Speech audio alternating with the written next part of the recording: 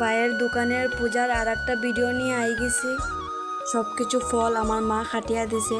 তারপর দিকে ঠাকুর কাকু আবার পরে কাকুর যে সব কিছু খাজা আসলো সব কিছু কাকু করে লাইছে। তারপর দিকে আমি ফুল দিয়া সাজাইয়া মোমধূপটি জ্বলাই দিছি। সব কিছু রেডি হওয়ার পরে বই গেছে পূজার।